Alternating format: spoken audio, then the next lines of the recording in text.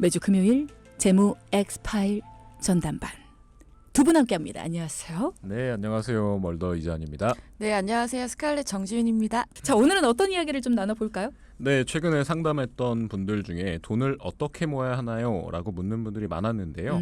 평소에도 이제 많은 분들의 가장 큰 관심사 중에 하나가 네. 바로 어떻게 돈을 모을 수 있는지 그리고 그 방법에 대한 궁금증이 아닐까 싶어요. 그렇죠. 특히 요즘 같은 고물가, 고금리 시대에는 더 많이들 물어보시는 것 같은데요. 네. 그래서 오늘은 돈을 어떻게 모으고 돈을 모으려면 무엇부터 파악을 해야 하는지 이야기를 해보려고 합니다. 사실 돈을 어떻게 모아야 되냐? 그냥 모으면 되지. 안 되는 거 다들 아시잖아요. 어떻게 모아야 되나? 이거 진짜 난제입니다. 난제. 어려운 문제. 그렇죠. 모든 사람들이 돈을 많이 모으고 싶지만요. 사실 마음처럼 잘 되지 않죠. 맞아요. 뭐 여러 가지 이유가 있지만 그중 하나는 바로 목표와 방법이 뚜렷하지 않기 때문일 텐데요. 주디는 혹시 세로저축, 가로저축에 대해 들어보셨나요? 들어는 봤습니다, 사실. 근데 오. 이게 세로저축, 가로저축이 말이에요. 오늘도 많은 분들이 말씀하셨지만 그런 저축 방법이 있어요? 처음 듣는 분들 많으실 거예요. 먼저 세로저축은 짧은 기간 안에 한 가지의 목표를 향해 달려나가는 저축 방법입니다. 한 번에 하나의 목표를 이루기 위한 우리가 흔히 말하는 목적 자금을 모을 때 집중적으로 빨리 준비가 가능하다는 장점이 있습니다. 단기간에 모아 지출을 해야 하는 특징이 있기 때문인데요. 원금 손실이 없는 상품으로 준비하는 게 옳은 방법입니다. 은행의 적금이나 예금이 예가 될 수 있겠죠. 보통 학자금이나 단기 대출 등을 갚을 때 활용할 수 있는 방법입니다. 저는 세로저축을 이럴 때 써봤어요. 아, 나 여행 가야지. 그렇죠. 그렇죠. 네, 여행을 위한 목돈을 모을 때. 올해 11월에 여행 가야지 라고 하면 1월부터 여행 자금을 모으는 거예요. 그렇게 해서 11월에 여행 가면서 다 쓰는 거죠. 그게 맞죠? 네, 그런 방식입니다. 하지만 반면에 가로저축은 여러 가지 목표를 동시에 준비하는 방법입니다. 대출 상환, 결혼 자금 마련, 내 집 마련, 노후 준비 등 목적별로 분산해서 저축과 투자를 시작하는 거죠. 그래서 월급 통장에 월급이 들어오면 그 돈을 여러 통장으로 쪼개서 관리하게 됩니다. 목표를 달성하는 기간에 따라 단기, 중기, 장기로 나눠 각 기간에 맞는 상품으로 준비하는 거죠. 예를 들면 1, 2년의 단기 목표는 원금 손실이 적은 예금으로, 3년에서 5년 정도의 중기 목표는 개인 종합 자산 관리 계좌, ISA 계좌를 활용해서, 노후 준비 등의 10년 이상의 준비가 필요한 그런 자금들은 비과세를 활용할 수 있는 변액 연금 상품으로 나눠서 준비하는 겁니다. 그러면 가로저축 안에 여러 가지 세로저축 상품들이 들어가 있다. 이렇게 봐야 되는 거 아닐까요? 근데 세로저축은 사실 한 가지 목표만을 가지고 하는 거기 때문에 가로저축은 한 번에 동시에 준비를 하는 거고요. 조금은 다를 수 있겠죠. 그렇군요. 그러면 가로저축의 예를 조금 더 자세하게 설명해 주시면 좋을 것 같아요. 네, 월급이 300만 원인 직장인이라고 가정을 한번 해볼게요. 네. 생활비는 한 달에 100만 원 정도 들어가고요. 그러면 200만 원 정도 저축이 가능하겠죠. 네. 여기서 단기, 중기, 장기 비율을 각각 5대 3대 2로 나누게 되면요. 단기 목표로는 원금 손실이 적은 적금의 100만 원을 그리고 3년에서 5년은 중기 목표로 ISA의 60만 원 끝으로 노후 준비 등은 10년 이상 비과세를 활용할 수 있는 변액연금의 40만 원을 저축하게 되는 거죠. 어쨌든 단기에다가 좀 더 많은 비율을 두는 거는 맞네요. 우리가 어떻게 돈을 써야 될지 모르니까 조금 더 유동성이 있어야 되니까. 근데 무조건 단기, 중기, 장기의 비율을 5대 3대 2로 하는 게 좋은 건가요? 아니면 비율을 좀 다르게 본인에 맞게 하는 게 맞는 건가요? 그 비율이 딱히 정해진 건 없습니다. 각자 처한 상황이 다르기 때문인데요. 그에 맞춰서 하는 게 합리적이겠죠. 만약에 2년 안에 결혼과 같은 큰 행사가 있다면 단기 목표를 7로 그리고 중기와 장기를 2대 1 이런 식으로 갈 수도 있고요. 네. 향후 2, 3년간 큰 행사나 목돈이 필요한 중요한 일이 없다면 2대 5대 3의 비율로도 갈 수 있겠습니다. 중기를 조금 더 크게. 네. 자, 그러면 하나씩 짚어볼 텐데 단기 목표를 위한 상품부터 알아볼까요? 1, 2년을 목표로 두는 상품들. 네, 단기는 1, 2년 안에 어떤 목표를 이루어야 하기 때문에 네. 위험도가 높은 상품은 좋지 않다라고 말씀드릴 수 있겠고요. 안전한 상품 중에서 은행의 예금이나 적금, CMA, 파킹 통장 중 선택하시면 좋을 것 같은데요.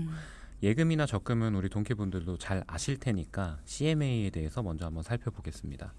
CMA는 증권사에서 운영하는 수시 입출금 통장이라고 생각하시면 될 것 같고요. 네. 매일 이자가 붙습니다.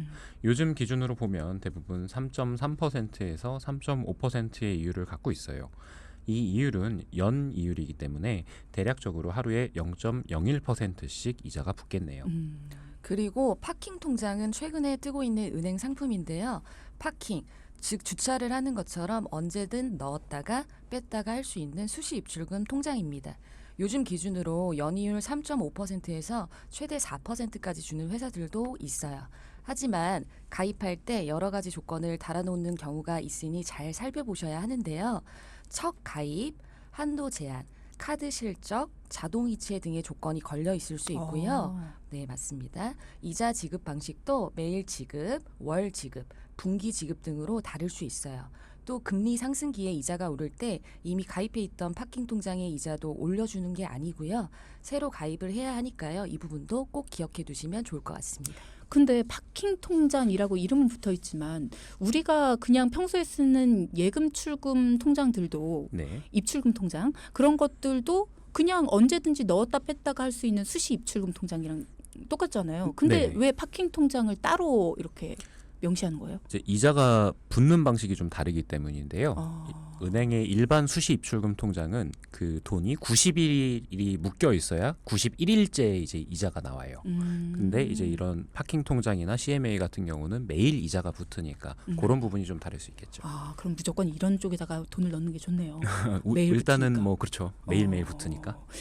단기 상품은 크게는 예금과 적금 그리고 CMA 통장, 파킹 통장 이런 것들이 있다라는 점 여러분도 꼭 기억을 해두시고 자 그럼 이제 중기로 넘어갑니다. 중기 상품은 어떤 것들이 있습니까? 이제 3년에서 5년 정도의 중기 목적 자금을 마련하는 건 펀드를 권해드릴 수 있겠습니다. 펀드는 크게 국내 펀드와 해외 펀드로 나눌 수 있겠고요. 위험도 순서에 따라서 가장 안전한 채권형, 혼합형, 주식형 펀드로 나눌 수 있는데요. 네. 하지만 채권형 펀드라고 해서 무조건 안전한 건 또 아니에요.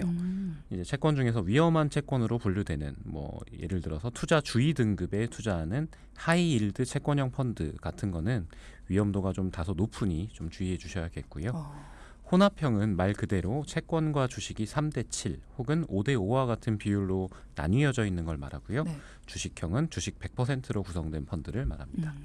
그리고 펀드를 통해 중기 자금을 모으면서 세금까지 줄일 수 있다면 더욱 좋겠죠. 이럴 때 ISA 계좌를 활용하면 좋은데요. ISA는 개인 종합 자산 관리 계좌의 줄임말이고요. 최근 1년 사이에 약 70만 명이 가입했다고 하니 그 인기가 정말 대단합니다. 3년 이상만 유지하면 여러 가지 혜택을 주는데요. 먼저 연간 200만 원까지 세금이 없고요. 일반형, 서민형 등이 있습니다. 종합소득 3,800만 원 미만의 서민형의 경우에는 연간 400만 원까지 세금이 없어요. 또 이 한도가 넘어가더라도 9.9%의 세율로 분리과세가 됩니다. 분리과세는 다른 소득과 합쳐지지 않고 분리해서 세금을 매긴다는 얘긴데요. 그렇다 보니 저렴한 세금으로 실질적인 수익률이 더 올라가는 셈이 됩니다. 다만 3년 이상 유지해야 하고 국내에 상장된 주식, ETF만 투자가 가능하고요. 연간 2천만 원씩 5년, 그러니까 총 한도가 1억이니 이 부분은 참고해 주세요. 네. 3년에서 5년 정도 모을 상품은 펀드로 하되 ISA로 준비를 하게 되면 절세까지도 챙길 수 있다. 그리고 ISA에서 IRP, IRP에서 ISA 이렇게 좀 왔다 갔다 하면서 또 절세할 수 있는 팁도 있다라고 그렇죠. 하더라고요. 그렇죠. 예, 그런 것들도 잘 챙기시면 더 많은 부분을 절세할 수 있다는 것도 여러분 잘 알아두시고 혹시 궁금한 점은 또 전문가와 함께 상의하시고요. 자, 그럼 마지막으로 장기 목표 자금 이런 건 또 어떤 걸로 준비를 해야 될까요? 우선 장기 목표를 어떤 걸로 잡느냐에 따라서 성격이 조금 달라질 것 그렇죠. 같은데요. 네. 주택 구입 자금 마련 이런 등의 목적 자금을 모으는 걸 목표로 할 때부터 한번 짚어보겠습니다. 네. 1억 이상의 큰 돈을 모으는 작업이 되겠죠. 단순히 생각해 보면 80만 원씩 10년, 9,600만 원 정도가 되겠네요. 매월 80만 원씩 적금으로 모을 때, ISA로 모을 때, 비과세 변액연금으로 모을 때 이 세 가지를 비교해 보면 어떤 게 좋을지 비교가 될 것 같은데요. 적금 펀드의 수익률이 다 같을 수는 없지만 그냥 단순한 비교를 위해서 수익률은 다 똑같다고 가정하고요. 이익이 1,600만 원 났다고 해볼게요. 세금을 제외한 순이익을 살펴보면요. 적금의 경우에는 세금을 제하고 1,360만 원, ISA의 경우에는 세금을 제하고 1,470만 원, 비과세 변액연금은 1,600만 원이 되겠습니다. 아니 왜 이렇게 차이가 날까요? 하나는 1,360만 원, 그러니까 적금은 1,360만 원, ISA는 1,470만 원, 비과세 변액연금은 1,600만 원. 차이가 나도 너무 많이 나는데요. 네, 적금은 이자 소득세를 그대로 떼기 때문에 이익의 15.4%를 세금으로 내야 하고요. ISA는 비과세 되는 금액 200만 원을 제외하고 9.9%의 세금을 내야 합니다. 비과세 변액연금은요. 5년 이상 납입하고 10년 이상 유지했기 때문에 세금이 없습니다. 그래서 10년 이상 납입해 목돈을 만들기에는 변액연금이 유리한 거죠. 이름이 변액연금이기 때문에 아 이거 연금으로만 받을 수 있는 거 아니야?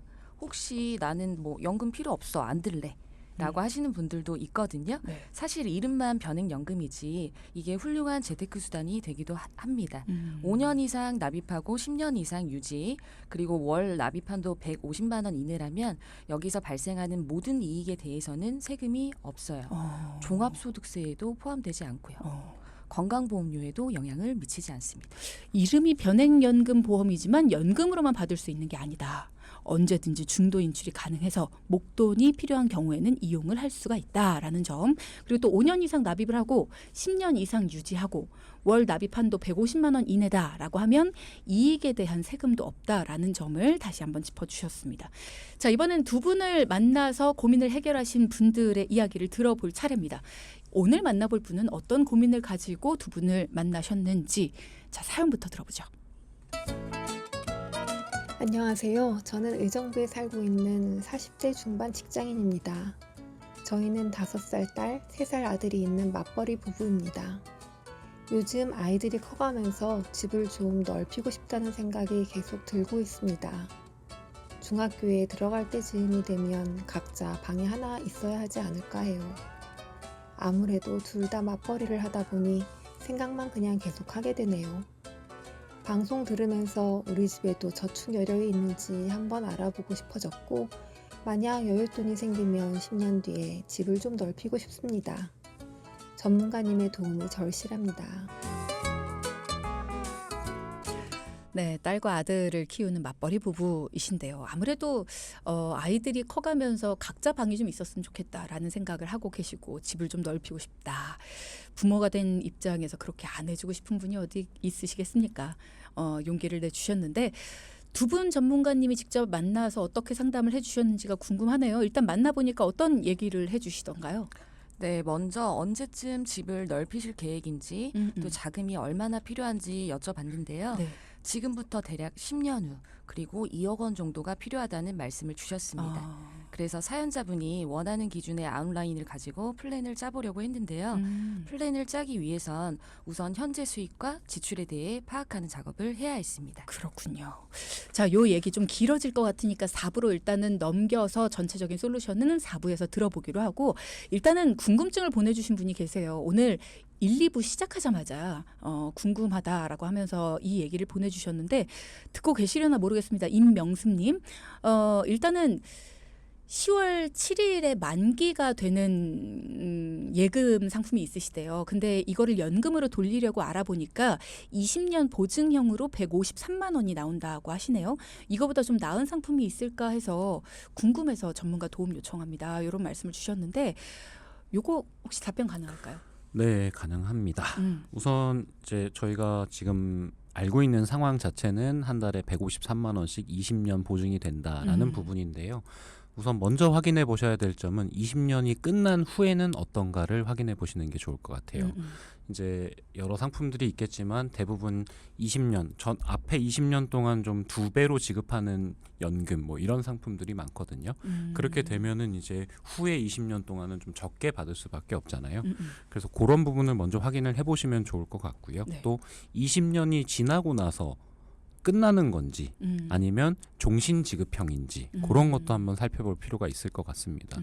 지금 뭐 단순하게 한 달에 153만 원을 받는다고 하니까 뭐 재원이 어느 정도 되는지는 저희가 정확하게는 모르겠어요. 그렇죠. 네. 근데 이런 부분은 사실 상담이 좀 필요한 부분이기는 합니다. 그렇군요.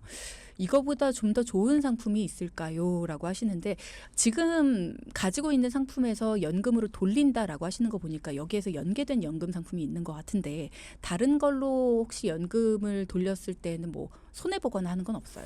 뭐 손해보거나 하는 거는 딱히 없을 것 같기는 한데요. 뭐 이제 살펴보시기가 조금 어렵겠지만 지금 상품의 뭐 약관 안에 이제 뭐라고 해야 될까요? 지금 시점의 어떤 사망에 대한 그 통계를 활용한다. 뭐 이런 부분이 좀 있거든요. 그렇게 되면은 이제 평균 수명이 10년 전이랑 지금이랑은 좀 다르잖아요. 네네네. 그렇기 때문에 지금의 걸로 적용을 하게 되면 사실 연금액이 줄어들 수밖에 없어요. 과거에는 이제 평균 수명이 지금보다 더 짧았기 때문에 네네네. 더 많이 받을 수가 있거든요. 그런 부분도 한번 확인을 해보셔야 될 것 같기도 하고요. 일단은 지금 내가 살펴보기엔 좀 어려운 부분들이 좀 많이 있네요. 네. 네네. 그래서 그런 부분들 그리고 또 다른 상품들이 더 유리할 수 있을까라는 부분도 지금 것이 어떤지를 명확히 살펴본 다음에 좀 비교 분석이 가능할 것 같다라는 말씀을 주셨네요. 도움 필요하시다면 전문가 상담 요청 주시면 조금 더 자세하게 살펴봐 드릴 수 있을 것 같습니다. 일단 지금 상품이 나쁜 건 아니죠? 뭐 나쁘다 좋다 얘기할 수 있는 상황은 아닌 것 같아요. 저희가 자세하게 지금 알 수가 자세하게 알 수가 없으니까. 없으니까. 근데 단순히 그냥 한 달에 153만 원이 나오고 보증이 20년이 된다라고 하면은 나쁜 상품은 아닐 것 같아요. 그렇지만 뭐 더 적은 좋은 금액도 상품은 아니고. 있을 수 있겠죠. 네. 얼마를 내시고 10년 동안 얼마를 내셨고 20년 보증으로 153만 원이 나오는지 이런 걸 모르기 때문에 좋은 상품이다 아니다를 저희가 함부로 판단할 수는 없을 것 같고 이거보다 더 좋은 상품을 찾기에도 이게 어떤 기준인지를 모르기 때문에 사실 말씀드리기가 조금 애매한 부분이 있긴 합니다. 자, 앞서 3부에서는요. 40대 중반의 직장인께서 사연을 주셨죠. 10년 뒤 정도에는 집을 좀 넓히고 싶다라는 계획이 있으셨고요. 무엇보다도 자녀들이 이제 커가니까 각자의 방을 좀 갖게 해주고 싶다 이런 사연을 주셨습니다. 내 집 마련을 위한 자금을 마련하고 싶은데 현재는 저축 여력이 좀 없는 것 같아서 그걸 좀 마련해보고 싶은데 점검을 해주세요라는 말씀. 이분들의 상황부터 알아보죠. 네, 우선 두 부부의 수입의 합은 세후 700만 원 정도였고요. 한 달에 생활비는 500만 원 정도 쓰고 계셨습니다. 네. 단순히 봤을 때는 저축 여력은 한 200만 원 정도 되고 있었는데요. 네. 생활비 안에 내역을 살펴보던 중 보험료는 한 100만 원 정도가 있었습니다. 100만 원이면 좀 많다 싶은데요. 네, 뭐 많다면 많고 적다면 적을 수 있겠죠. 우선 남편분께서는 약 50만 원 정도, 아내분께서 40만 원 정도, 와. 아이들이 각각 5만 원씩이었는데요. 남편분께서는 종신보험을 약 30만 원, 종합건강보험을 20만 원 납부하고 계셨고요. 아내분 또한 약 30만 원이 종신보험이었고 10만 원이 종합건강보험이었습니다. 또 나왔네요. 부부가 다 종신보험을 들고 계시네요. 네. 네, 오늘도 어김없이 등장했는데요. 먼저 한번 여쭤봤어요. 왜 종신보험을 가입하셨냐고. 여쭤보니까 남편분께서는 만약 사망했을 때 남은 가족을 위해 가입했다고 하시더라고요. 아내분도 마찬가지고요. 사실 그런 목적에는 맞게 가입을 하셨어요. 다행이네요. 네, 맞아요. 하지만 보장 금액이 1억 원으로 그렇게 크지 않다는 단점이 있었습니다. 그래서 만약에 잘못되셨을 때 어느 정도의 돈이 있으시면 좋겠냐고 질문을 드렸더니 3억 원 정도는 남겼으면 하시더라고요. 그래서 모자란 2억 원은요. 정기보험으로 준비를 해드렸는데요. 2억 원을 대비하는데 사연자 부부는 한 달에 각각 5만 원이면 준비가 가능했어요. 종신보험 1억 원을 준비하는데 남편분은 30만 원, 아내분은 30만 원, 두 분 다 30만 원씩 필요했는데 2억 원씩을 준비하는데 5만 원씩. 종신보험보다 정기보험이 훨씬 저렴하네요. 네, 같은 사망보험금 2억 원을 보장받는다고 했을 때 정기보험은 5만 원, 종신보험은 40만 원 정도로 차이가 굉장히 나는데요. 정기보험은 말 그대로 기간이 정해져 있는 보험이고요. 나는 10년만 보장받겠다라든가 60세까지만 받겠다. 뭐 이런 식으로 가입이 가능합니다. 그래서 경제활동기간, 즉 돈을 벌 수 있는 시기만 보장받으시는 분들도 많으세요. 나중에 만기환급금이 없는 대신에 굉장히 저렴하거든요. 그래서 사연자 부부님처럼 사망 등 어떤 안 좋은 상황을 대비할 때 비교적 저렴하게 준비하고 싶으신 분들께 추천해드리고 있습니다. 네.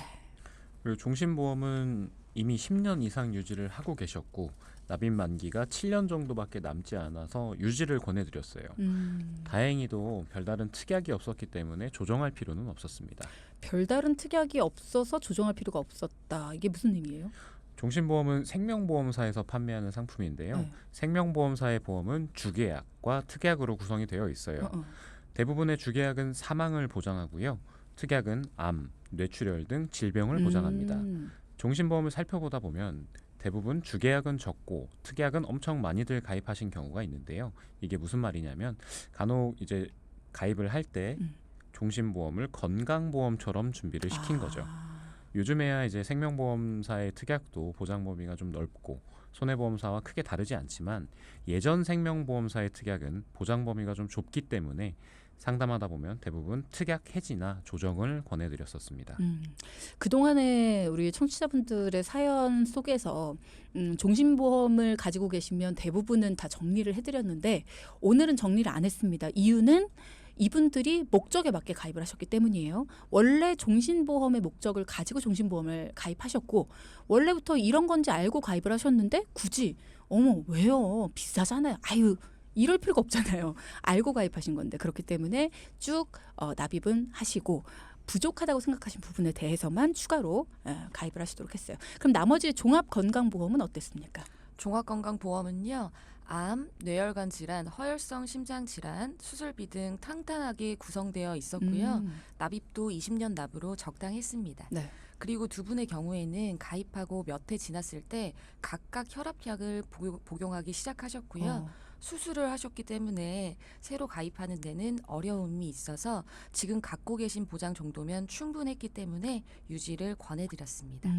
아이들 또한 암, 뇌혈관 질환, 심혈관 질환, 질병, 상해 수술비 등 필요한 보장으로 잘 준비가 되어 있어서 굳이 교체할 필요는 없었어요.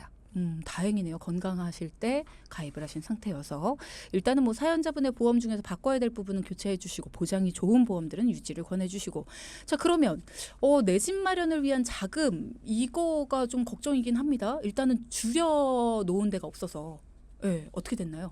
네, 사연자분은 10년 동안 2억 원의 금액을 마련하기를 원하셨고요. 네. 단순히 나눠보면 한 달에 160만 원 정도의 저축이 필요하겠죠. 상담을 하다 보니 두 사연자분 모두 투자에 관심이 어느 정도 있으셨는데요. 네. 과거 주식이나 펀드에 대한 경험이 있으셨어요. 그래서 말씀 나누기가 좀 편했는데요. 변액연금을 통해 준비하는 걸 권해드렸습니다. 앞서 말씀드렸다시피 변액연금은 5년 이상 납입하고 10년 이상 유지했을 때 월 납입 한도 150만 원 이내라면 모든 이익에 대해서 세금이 없습니다. 네. 비과세 연금보험이라고 하기도 하고 세제 비적격 연금보험이라고도 하죠. 사연자 부부께서도 흔히 오해하시듯 그러면 연금으로만 받을 수 있는 거 아니에요? 라는 질문을 주셨지만 그렇지는 않습니다. 10년이 이렇게 지나서 해지를 하면 목돈을 그대로 세금 없이 받을 수 있거든요. 이 돈을 그대로 집을 넓히는 데 활용할 수도 있고 뭐 차를 바꾼다든지 본인에 맞는 목적 자금으로 여러 방면으로 활용하시면 되는데요. 일단 비과세 한도가 150만 원이기 때문에 150만 원으로 준비를 도와드렸고요. 네. 이 부분은 비교적 안전하게 진행하기를 원하셔서 주식과 채권이 3대 7로 혼합된 혼합형 펀드를 선택했습니다. 시중에 나와 있는 혼합형 펀드의 평균적인 수익률인 5%로 가정했을 때 결과를 계산해 보니까요. 원금은 1억 8천만 원이었고 이자는 5,400만 원 정도 발생했습니다. 비과세 상품이 아니라면 이 이자에 대한 세금이 있었겠지만 비과세 변액연금으로 준비했기 때문에 세금은 아예 없었습니다. 세금이 없었다는 게 굉장히 큰 팁이네요. 네, 맞습니다. 비과세 연금보험은 이렇듯 굉장히 큰 세금을 아낄 수 있는데요. 네. 수익률이 지금처럼 5%가 아니라 7%, 뭐 10% 등 그 이상이라고 한다면 더 큰 세금을 아낄 수 있겠죠. 그래서 10년 이상의 장기 저축은 변액연금보험으로 준비하시는 걸 다시 한번 추천드리면서 네. 연금으로만 받을 수 있는 건 아니다. 다시 한번 강조드리고 싶습니다. 그렇군요. 사연자 부부께서 굉장히 만족을 하셨을 것 같습니다. 무엇보다도 이 사연자분이 원하던 재무 목표를 안전하고 확실하게 준비하실 수 있게 됐고 그 부분을 굉장히 좋아하셨을 것 같습니다. 오늘 포인트도 짚어볼게요. 첫째, 단기적인 목표는 세로 저축으로. 둘째, 장기 목표는 여러 개를 쪼개는 가로 저축으로. 셋째, 비과세 연금보험은 연금으로만 받을 수 있는 게 아닙니다. 네, 두 분 수고하셨어요. 네, 수고하셨습니다. 감사합니다. 방송 중에 상담해드리는 내용은요. 청취자 여러분의 올바른 투자 판단을 위해 참고로 드리는 말씀입니다. 금융상품 가입이나 해지 같은 판단은 스스로의 책임으로 결정하셔야 한다는 점 꼭 기억하시기 바랍니다.